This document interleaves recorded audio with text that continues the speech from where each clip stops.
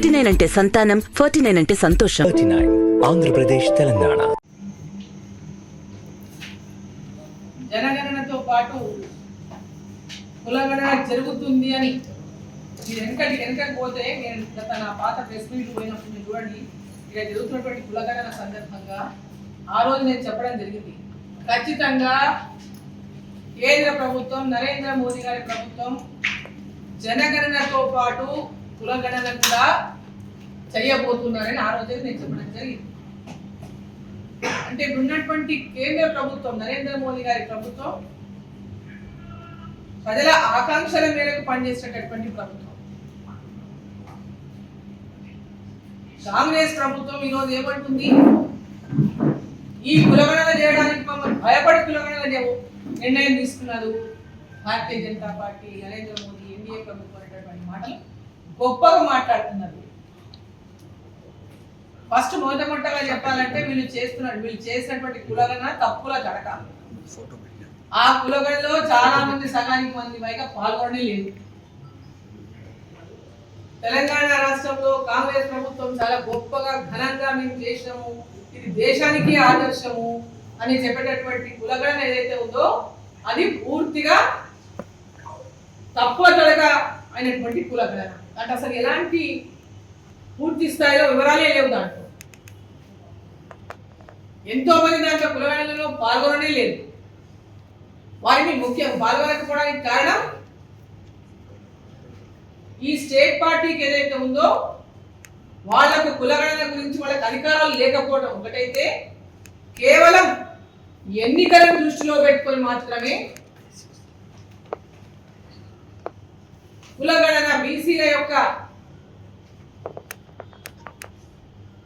ఓట్లను మేము ఈ విధంగా కులగణన పేరుతో కొల్లగట్టగలము అని విశ్వాసాన్ని కలిగించేటటువంటి ప్రయత్నం వాళ్ళు చేసినా, వాళ్ళు పెద్ద ఎత్తున వాళ్ళు చేసేటువంటి ఆ యొక్క కులగణన ప్రకటనలో కానీ కులగణనలో కానీ చిత్తశుద్ధి లోపించడం, కేవలం రాజకీయం కోసం మాత్రమే వాళ్ళ కులగణన అనేటటువంటి మాట మాట్లాడింది. ఎన్నికలప్పుడు బీసీ డిక్లరేషన్ అని 43% రిజర్వేషన్ పెంచుతామన్నారు, 23% 43% పెంచుతామని చెప్పి అది పెంచలేకపోవడం, ఇచ్చిన మాట నిలబెట్టుకోకపోవడం, లోకల్ బాడీస్ లో మళ్ళీ ఏడ పరపతి కోల్పోతాము, ఆ పరపతిని దక్కించుకోవడానికి ఈ యొక్క కులగణన అనేటటువంటి అంశాన్ని ముందు తెచ్చితే తప్ప వాళ్ళకి ఎక్కడ కూడా చిత్తశుద్ధి లేదు కులగణన విషయంలో. 1931లో మొట్టమొదటిసారిగా కులగణన జరిగింది. ఆ తర్వాత స్వతంత్రం వచ్చినాక కాంగ్రెస్ ప్రభుత్వం 60 ఏళ్ళు దాదాపు అధికారంలో ఉంది. మరి ఆ రోజు ఏనాడు కూడా కులగణన గురించి ఎందుకు మాట్లాడలేదు? ఆ రోజు చాలా డిమాండ్స్ వచ్చినాయి కులగణన పైన.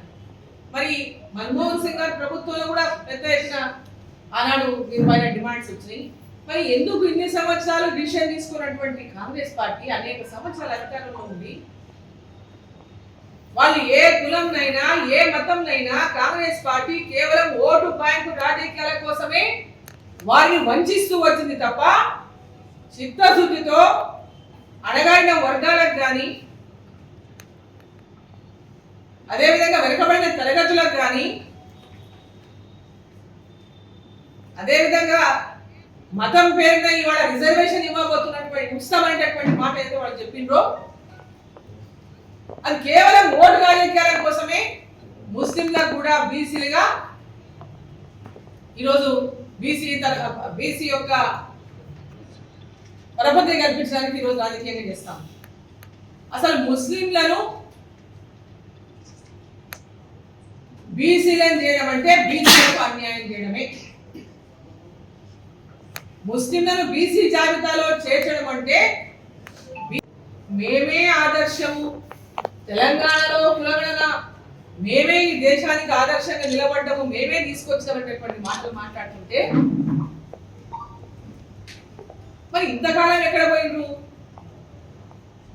అంతకాలం 2014 దాకా మీరే కదా పాలించింది, మరి అప్పుడెందుకు చేయలేకపోయిండ్రు? గతంలో డీలిమిటేషన్ కూడా జరిగింది యూపీఏ ప్రభుత్వంలోనే కదా. అప్పుడు ఎందుకు చేయలేకపోయింది కులగణని? కేవలం రాజకీయాల కోసం ఇవాళ మిమ్మల్ని మీరు గొప్పగా ఊహించుకొని నరేంద్ర మోదీ గారు మీరు చెప్తే ఇన్నట్టు, పాపం నరేంద్ర మోదీ గారికి దేశ ప్రజల గురించి కానీ దేశ ప్రజల యొక్క అభివృద్ధి గురించి కానీ వారికి ఎలాంటి ఆలోచన లేనట్టు, మీరు కలిగిస్తేనే వారికి కలిగినట్టు ఏదైతే చెప్పుకుంటున్నారో ఆకాశం మీద ఉమ్మేసినట్టుగానే ఉంటుంది అటువంటి రాజకీయం చేస్తే. ఈరోజు జనగణనతో పాటు కులగణన ఒక గొప్ప నిర్ణయం. గతంలోనే ఎప్పటి నుంచో ఈ అంశం పట్ల ఒక సానుకూలమైనటువంటి ఆలోచనతో ఉన్నటువంటి మోదీ గారు ఈ యొక్క జనగణనతో పాటు కులగణన చేయించాల్సినటువంటి నిర్ణయం తీసుకోవడం, ఈ గొప్ప నిర్ణయాన్ని ప్రజలందరి తరఫున కూడా బీసీ వర్గాలందరి తరఫున కూడా ప్రధానమంత్రి నరేంద్ర మోదీ గారికి ధన్యవాదాలు తెలియజేస్తా ఉన్నాను. ఈ యొక్క కులగణనలో ఇది కేంద్ర ప్రభుత్వం నిర్వహించినటువంటి కార్యక్రమం. వీరికి ఉన్నటువంటి కేంద్ర ప్రభుత్వం ద్వారా జరిగినటువంటి కులగణనకు ఉన్నటువంటి బాధ్యత, దానికి ఉన్నటువంటి రెస్పాన్సిబిలిటీ కాకుండా దాంట్లో ఉన్నటువంటి అనేక ఇలా చేసినటువంటి విధంగా ఏదో తూతూ మంత్రంగా చేయకుండా కేంద్ర ప్రభుత్వం ద్వారా చేసినటువంటి ఈ యొక్క కులగణనకు ఉన్నటువంటి క్రెడిబిలిటీ రాష్ట్ర ప్రభుత్వాలు చేసినటువంటి కులగణనకు ఉండదనే విషయం అందరికీ తెలుసు. ఇప్పుడే శాంతిటీ కేంద్ర ప్రభుత్వానికి శాంతిటీ వేరు, రాష్ట్ర ప్రభుత్వం కేవలం రాజకీయాలకు వచ్చినట్టు చేసినటువంటి కులగణన వేరు. సో కాబట్టి ఈ యొక్క నిర్ణయానికి మరోసారి ప్రధానమంత్రి మోదీ గారికి నేను ధన్యవాదాలు తెలియజేస్తాను. మాస్టర్ మైండ్స్ కామర్స్ చదవాలనుకునే 10th ఇంటర్ విద్యార్థుల తొలి ఎంపిక. చేసేది ప్రజలందరూ కూడా గమనించి ఎందుకోసం చేసిండ్రో, తెలంగాణ ప్రజలు ఏమనుకుంటున్నారో కాంగ్రెస్ పార్టీ పరిపాలన గురించి అందరూ తెలిసినటువంటి విషయం. పరిపాలన కాంగ్రెస్ ప్రభుత్వం యొక్క అడ్మినిస్ట్రేషన్ పైన ఎవరికి విశ్వాసం లేదు ప్రజలకి. ఇవాళ ప్రజలు వీళ్ళ అడ్మినిస్ట్రేషన్ పైన ప్రజలకు విశ్వాసమే లేదు. ఈ ప్రభుత్వం విశ్వాసాన్ని కోల్పోయింది, ప్రజల విశ్వాసాన్ని కోల్పోయింది. వాళ్ళు ఇచ్చిన హామీ నిలబెట్టుకోలేదు. 2 లక్షల రుణమాఫీ అందరికీ అందనే లేదు. రైతు బంధువులు, రైతు భరోసా అన్నారు, 15,000 అన్నారు, 12,000 చేసి 12,000 ఇంకా అందరికి అందలేదు. రైతు కూలీలకు 12,000 అన్నారు, అందరికి అందింది లేదు. ఈరోజు వాళ్ళు ఇచ్చినటువంటి మహిళలకు 2,500 రూపాయలు నెలకు ఇస్తామన్నారు, అది లేదు. 1,00,000 రూపాయలు తులం బంగారం అన్నారు, కళ్యాణ లక్ష్మి, అది లేదు. నిరుద్యోగులకు నెలకు 4,000 రూపాయలు నిరుద్యోగ వృద్ధి అన్నారు, అది లేదు. 5 లక్షల రూపాయలతో ఇందిరమ్మ ఇళ్ల నిర్మాణం చేస్తామన్నారు, ఇప్పటికీ ఇంకా ప్రారంభం కాలేదు. ఇంకా దరఖాస్తులు తీసుకున్నప్పటికీ కొత్తగా ఏమంటున్నారంటే, ఇప్పుడు ఊర్లలో నాకు ఫోన్ వస్తాం, ప్రతి గ్రామం నుంచి ఫోన్ కొడుతున్నారు ఇల్లు రాను అంటే. మేము గ్రామ సభ పెట్టినప్పుడు మా పేర్లందరూ దరఖాస్తుల ఎలిజిబిలిటీ అని చెప్పేసి లిస్టు పెట్టిండ్రు, దాంట్లో మా పేరు వచ్చింది, ఇప్పుడు మా పేరు తీసేసిందని ఫోన్ కొడుతుంది. చాలా గ్రామాలకు వెళ్ళి ఈ ఇండ్ల గురించి ఏదైతే గ్రామాల్లో ఎమ్మెల్యేలు ఇచ్చి సంతకాలు పెట్టినాయి, కాంగ్రెస్ పార్టీ ఎమ్మెల్యేలు వాళ్ళు సంతకం పెడితే ఇన్ఛార్జ్ మినిస్టర్ శాంక్షన్ చేస్తున్నారు. దీంట్లో కలెక్టర్కి ఎలాంటి అధికారాలు లేవు, ఇతర అధికారులకు ఎలాంటి అధికారాలు లేవు. కేవలం వాళ్ళు చెప్పిన పేర్లు వీళ్ళు పంపాలి, ఇన్ఛార్జ్ మినిస్టర్ ముద్ర వేయాలి. ఈ పరిస్థితుల్లో వాళ్ళు ఇంగ్లీస్తుందంటే వాళ్ళ కార్యకర్తలకు ఇంగ్లీస్తున్నారు. అనేక చోట్ల ఫోన్లు వస్తున్నాయి. వాళ్ళ ఒక్కొక్క ఎమ్మెల్యేకి కోటా పెట్టి, అంటే ప్రజాప్రతినిధులకు పెట్టింది. ఎమ్మెల్యే అంటే ప్రజాప్రతినిధి ఆయన కాంగ్రెస్ పార్టీ అనేది ఉండొచ్చు, ఇంకో పార్టీ ఉండొచ్చు, భారతీయ జనతా పార్టీ ఉండొచ్చు. ప్రజాప్రతినిధులు పెట్టినటువంటి కోటాలు ఏదైతుందో ఎంపీలు ప్రజాప్రతినిధులు కాదా? పార్లమెంటు సభ్యులు ప్రజల నుంచి ఎన్నుకోబడిన వాళ్ళ కాదా? మరి మమ్మల్ని ఎందుకు అడగలేదు? కానీ ఉన్న వాళ్ళకి ఏదైనా పేర్లు ఉంటే తీసేయండి, లేని వాళ్ళకే ఇవ్వండి ఎవరు లిస్ట్ అయినా. కానీ వాళ్ళ ఎమ్మెల్యేలకి సమావేశం కాదు. నేను భారతీయ పార్టీ నుంచి రిప్రజెంటేషన్ చేస్తున్న ఎంపీగా ఎంతో మంది కార్యకర్తలు గ్రామాల నిరుపేదలు ఇవాళ ఫోన్లు కొడతా ఉన్నారు. ఆ పార్టీ చేసి ఈ పార్టీ చేసి సాయం మీ ఇల్లు ఏమన్నా సోనియా గాంధీ గారి ఇంటికి వెళ్ళి వస్తున్నాయా, రాహుల్ గాంధీ గారి ఇంటికి వెళ్ళి వస్తున్నాయా, రేవంత్ రెడ్డి గారి ఇంటికి వెళ్ళి వస్తున్నాయా, లేకుంటే ఎమ్మెల్యేల ఇంటికి వెళ్ళి వస్తున్నాయా? ఇది ప్రభుత్వం సొమ్ము, ప్రజల సొమ్ము. అర్హులైన వాళ్ళకే అందాల్సినటువంటి అవసరం ఉన్నది. అర్హులైన వాళ్ళకి అందరికీ ముందు అందించండి. మీరు ఏదైతే L1 అని తీసుకున్నారు, ఎవరైతే ఖాళీ స్థలం వెంబడి ఇల్లు నిర్మాణం చేసుకోవడానికి ఉందో వాళ్ళకి ఫస్ట్ ఇస్తామని. ఎస్, అటువంటి వాళ్ళు ఎవరున్నారో ఐడెంటిఫై చేయండి. అట్లా కాకుండా కేవలం వీళ్ళు ఆ పార్టీ చేసిండు ఈ పార్టీ చేసిండు అని పేదవాళ్ళని పక్కన పెడితే మటుకు చూసుకుంటూ ఊరుకునేది లేదు. రోడ్లు ఎక్కుతారు, ప్రజలతో పాటు మేము రోడ్లు ఎక్కాల్సి వస్తుంది. దీంట్లో ఖచ్చితంగా ఇల్లు లేని నిరుపేదలకు మీరు ఇల్లు ఇవ్వండి. అందరి ప్రజాప్రతినిధులకు ఏ విధంగా మీరు కోటా నిర్ణయించిండ్రో ఎంపీ కూడా కోటా నిర్ణయించండి. ఒక ఎమ్మెల్యేకు మీరు 3,500 ఏమన్నారు ఒక్కొక్క ఎమ్మెల్యే.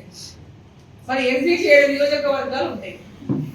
మరి మా కోటా మాకు ఉండాలి కదా, మేము కూడా పేదవాళ్ళకి ఇవ్వాలి కదా. పిఎంఏవై ఇప్పటిదాకా పిఎంఏ మరి ఎంతవరకు దీంట్లో ఇమ్మీడియట్ గా ఆ యొక్క పాటించి ఇక్కడ చేసుకుంటున్నారో ఇప్పటిదాకా క్లారిటీ ఇవ్వలేదు. ఆ గైడ్ లైన్స్ పిఎంఏవై కింద మొత్తం ఆ ఇంటర్ ఉపయోగించుకుంటున్నామా లేదా? కేసీఆర్ లాగానే మీరు కూడా పిఎంఐ వాడుకోరా? అసలు విషయం చెప్పండి. ఏ డబ్బు అయినా పేద ప్రజల డబ్బు, అది రాష్ట్ర ప్రభుత్వమే కావచ్చు, కేంద్ర ప్రభుత్వమే కావచ్చు. ఇక్కడ నుంచి వీళ్ళు ఏం చెప్తారు, మేము ట్యాక్సులు కట్టిన పైసలు కేంద్రానికి పోతున్నాయి. ట్యాక్స్ కాంగ్రెస్ మంత్రులు కడుతున్నారు ట్యాక్సులు, కాంగ్రెస్ కడుతున్నారు ట్యాక్సులు.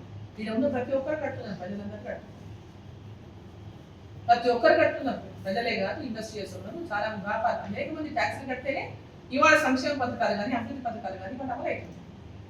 అది మీ సొత్తు అనుకోకండి. అది మీ సొత్తు అనుకొని మీకు ఇష్టం వచ్చినట్లా చేయాలి. ఎట్లా ఉందో కదా 10 సంవత్సరాలు ఏం జరిగిందో చూసింది. ఇప్పటికైనా గుణపాఠం తెచ్చుకోకుంటే, నేర్చుకోకుంటే ప్రజలందరూ కూడా వాళ్ళకంటే ఎక్కువ వాళ్ళని ఏ విధంగా తిరస్కరించిండ్రో అందరికి డబుల్గా మిమ్మల్ని తిరస్కరించినటువంటి పరిస్థితి రోజు తెలంగాణ ఏర్పాటై పేదవాళ్ళకి అందరికీ ఆ ఇళ్ళని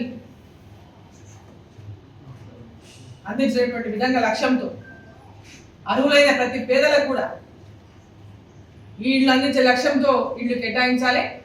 ఖచ్చితంగా యాజ్ ఏ ఎంపీగా ఇక్కడ మహబూబ్ నగర్ పార్లమెంటు సభ్యురాలుగా ప్రజాప్రతినిధిగా మాకు కూడా దాంట్లో కోటా కేటాయించాలి ఎంపీలకు. ముఖ్యమంత్రి గారు నేను లేఖ రాస్తున్నా. ఖచ్చితంగా ప్రజాప్రతినిధులకు ఎమ్మెల్యేలకే కాదు ఎంపీలకు కూడా మీరు కోటా పెట్టండి. మాకు కూడా రిప్రజెంటేషన్స్ ఇచ్చాము. ప్రజలందరూ మా దగ్గర కూడా వస్తున్నారు, మాకు రిప్రజెంటేషన్ ఇస్తున్నారు. మేము కూడా వాళ్ళకి న్యాయం చేయాల్సిన బాధ్యత మా పైన ఉంది. కాబట్టి రేవంత్ రెడ్డి గారికి కూడా లేఖ ద్వారా దీని విషయాన్ని పూర్వబోతున్న విషయాన్ని సందర్భంగా నేను తెలియజేస్తా ఉన్నా. మరి మీడియా మిత్రులందరికీ